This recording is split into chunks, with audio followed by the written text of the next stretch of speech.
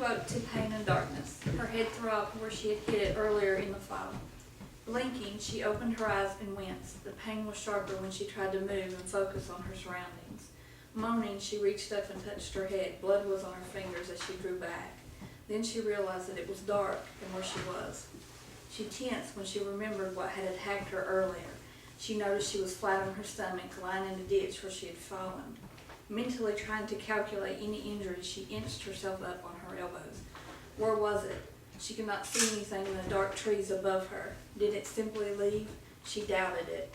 She had no doubt that whatever it was out there waiting for her. Waiting, watching for her to make the first move. Biting her lips, she crawled forward. Her head exploded in pain and her body willed her to remain still. Yet she crawled forward, trying to make it to the nearest tree she saw. She was aware of how the ground felt against her stomach as she dragged her body forward. Then she heard it. Something from behind her growled. Something that was close. Very close. Trembling in terror, she turned her head slowly, ever so slowly. There, not 10 feet from her, it stood, black as night, with eyes red as fire, dripping saliva from its open mouth.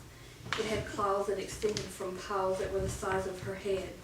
Desperate, she scrambled faster toward the tree, searching for something to use as a weapon. Not that it mattered. Her life was forfeit. This thing, this hellhound sent for her, would not rest until she was dead.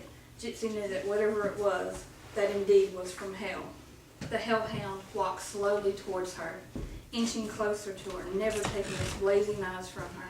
When it reached the tree, she turned and placed her back up against the tree, waiting. She suddenly thought of Zachary and wished she would spare him this. She was sad to realize she would never get to see how Matt turned out as a doctor. She had known Argo not that long, but felt despair that he would not die because of her. As she drew up against the tree, she turned her head away. It opened its jaws. The hellhound peeled back its lips from its fangs. Tapered ears tilted forward, a sign that it would attack soon. Its wolfen snout drooled as its jaws opened wider. With one more act before she died, she turned and spit at the hellhound. With a hostile roar, it lunged at her. She tensed. Out of nowhere, a figure dropped to the ground from the trees above, right towards the beast, grabbing its massive jaws. "Good dogs don't bite," a deep voice said. Then the hellhound was whirled away from her, slamming into a tree hard and falling to the ground. Very good.